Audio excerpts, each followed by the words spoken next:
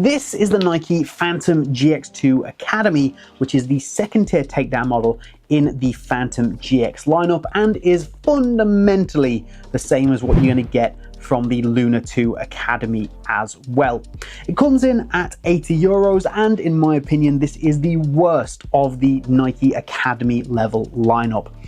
In short, don't buy this boot, and if you're looking for an Academy level Nike boot, you want to be looking at the Vapor or the Tiempo instead. Why, I hear you ask? Well, here's why. We're going to start with what is probably the biggest issue for me, which is the overall shape of the boot. We will get onto the upper in just a second. The main thing that these Academy level boots need to do for me is they need to fit well and they need to be comfortable.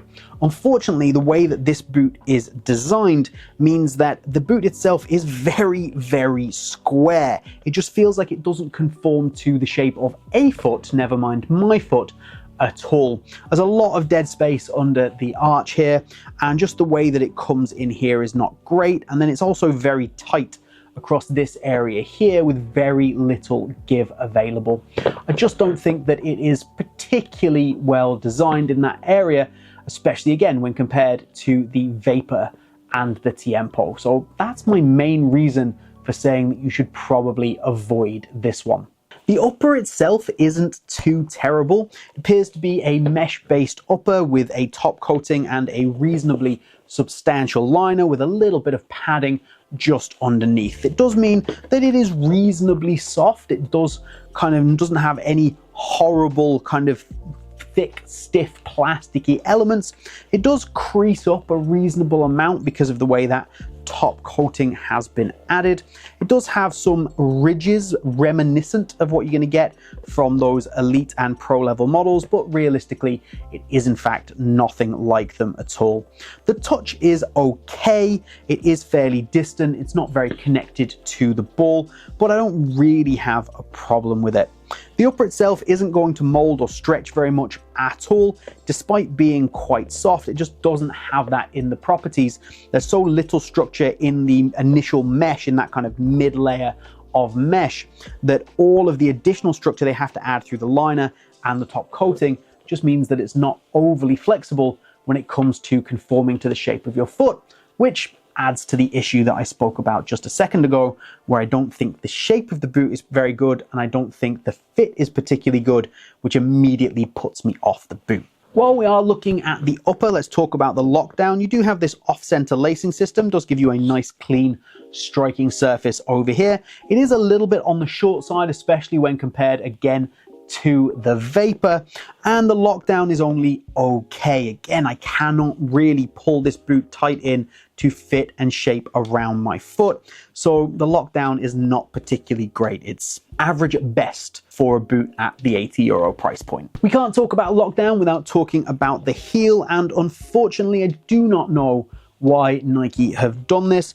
The heel shape is okay, the padding isn't terrible, but they've used this incredibly slick synthetic leather material. Now, if we compare this to what you're going to get from the Vapor 16 Academy, where you have this material, this holds onto your sock an awful lot better, and the padding, the lockdown, the overall fit in the heel is simply better because of it.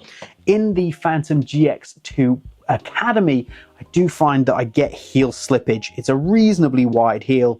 The padding is okay, but there's just no good in terms of lockdown. Then when you combine that with the lacing lockdown that I spoke about earlier only being average and the fit not being fantastic, it just leads to an overall slightly underwhelming feeling boot, especially when you can go out and get things like this for the same money, which are better. You can even go out and start checking out things like the Puma Ultra Match, which I think is better again. I got out the Vapor there. I also have the GX in the same outsole. So this is the AG plate outsole that I want to try. An awful lot of you do ask for AG plate reviews and play on AG, so I thought I would grab the AG option, which is actually pretty decent. I like it overall. Lots of studs to reduce the stud pressure, really good conical studs for rotational movement, maybe slightly too long in the back here for something that isn't a particularly nice AG pitch, but overall pretty damn good. There's good stability through the midfoot as well, even if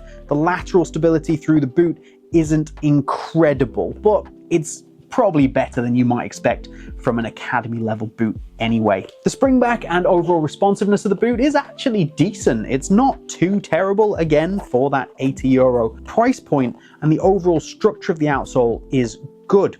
However, they've definitely done something with the insole board on the Phantom GX when compared to the Mercurial, because I do think it is superior. So despite having the same outsole, the way the insole board has been designed in the GX is actually nicer than on the Vapor, in my opinion, and it just overall performs that little bit better, and it is noticeable when you wear the two back to back. So props on the GX for putting together a pretty good AG sole plate package on an €80 boot. So we've spoken a lot about how fit isn't great and how I don't love it, but let's talk about sizing if you do want to pick these up. I would go for my normal Nike size, which is a US 8. There is a little bit more room in the end of the boot when compared to the Pro and Elite level models, but not enough for me to go down the half size. It just would have made the boot incredibly uncomfortable to wear, really exacerbating that tightness issue across the boot just here. But yeah, I would simply say go for your normal Nike size. It should fit you just fine. In terms of width, you have a reasonable amount of adjustability through this top area of the boot here, having this floating tongue, the laces, etc. But as you transition down from here, there really is very little adjustability even with the tongue, and it does tend to get a little bit stiff or very stiff around this area, quite tight, and then there's not much give in the material around the toe box. It's not going to mold and shape to your foot.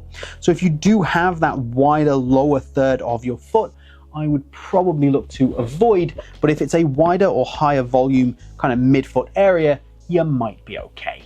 So overall, are they worth it? Are they a good value for money proposition? And I think I've made it pretty clear that I don't think that they are.